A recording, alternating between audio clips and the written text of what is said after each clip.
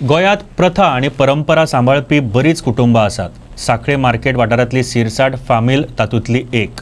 फाटल्या 500 वर्सां सावन ही फामील अनंत चतुर्दश पारंपारीक रितीन मनयता. 1.5 दिसाचो गणपती, पूण त्या उपरांत अनंत चतुर्दशी मेरेन तांगेर धार्मीक विधी चलतात. ह्या फामिलीतलो एक घटक गिरीश सिरसाट सांगता ते प्रमाण फाटल्यो 5 पिळग्यो अनंत चतुर्दश मनयत आयल्यात.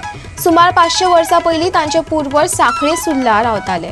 त्या वेळार तांकां न्हंय पलतडच्या सावयवेरे गांवांत आशिल्ल्या अनंत देवस्थाना कडल्यान एक पवित्र धागो मेळिल्लो. त्या उपरांत तांणी अनंत चतुर्दशीचे व्रत स्विकारले आनी आयजय तांचे वंशज ही परंपरा फुडें व्हरतात.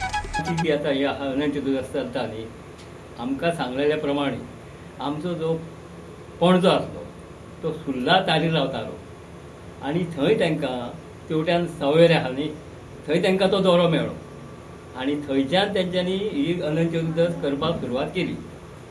आज आमची 5वी पिढी ही आमी अनंत चतुर्दश करता.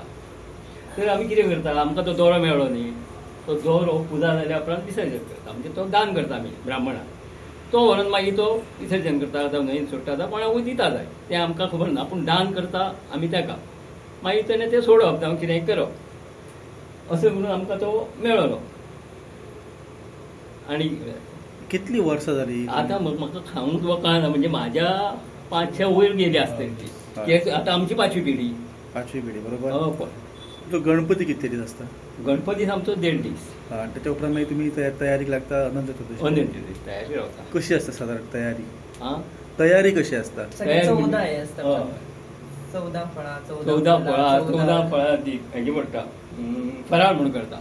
तेतून सगळे जे आसता न्ही ते कितें म्हणटा तेका, तो नेवरी करिना, फक्त पुल्लिंग जें कितें आसा न्ही, लाडू जावं चंद्र सूर्य अशें ते करून ते फराळ तो दवरता. 14 फराळ, 14 सगळे 14 भाजयो, सगळे 14 गाठीची ताका ह्या घालता, कितें दोरो बांदचो पडटा.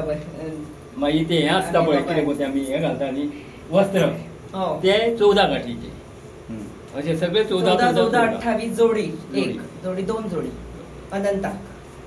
आता ही तुम्ही 5वी पिढी तुम्ही करता, तुम्ही सगळे जॉईंट फॅमिली सगळे हांगाच रावतात? हांगा कोणूच हांगा कोणूच चवथी घेतात. चवथी नित्य पूजा आहा, डेली पूजा. ही नित्य पूजा म्हणजे हांव करता आनी घरा वता. ते दोरे आमी वर्सभर पुजूंक जाय, ते हितून घालून दवरता. हे आतां आमी बांदले न्ही, ते डबीन घालून दवरतले, तेची वर्षभर पूजा करप आनी मागीर ते बांदून परत दुसऱ्या वर्सा विसर्जन करप. ओके. आता म्हाका तुम्ही आता इतली वर्सां करता, तुमची फुडली पिळगी आसा, तांकां तुमी हे कशें व्रत तुमी परत सांगतले, तुमी कशें तेंच्या कडेन फुडें पावयतले? तुमच्या फुडल्या पिढीनी ते आमचे बरोबर येता न्ही, ह्या हितून ते भाग घेता सगळे. आतां हो जे आसा हे भुरगे आहा न्ही, हे सगळे हांकां आवड आसा भितर, तांकां कळ्ळां की आमचें हें आदी पासून चलत येयलां.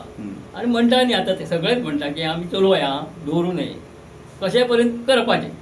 परंपराक इतिहासाचोच न्हय, पुराण कथा, मौखिक कथा आनी काव्यांचोय आधार आसता. अनंत चतुर्दशीचो धागो महाभारत ह्या महाकाव्यातले एका कथे कडेन जोडलेले आसा अशें पुरायतान सांगले. ऐका. आज अनंत चतुर्दशी असल्यामुळे अनंताची पूजा या घरी केलेली आहे शिरसाट कुटुंबियांनी.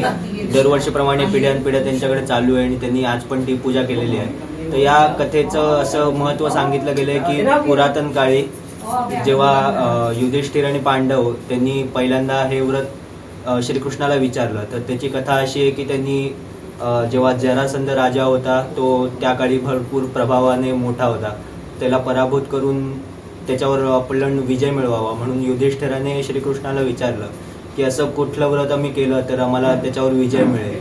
तर तेव्हा श्रीकृष्णांनी युधिष्ठिराला म्हणजे धर्मराजाला ते व्रत सांगितले नाही अनंत कथेचं.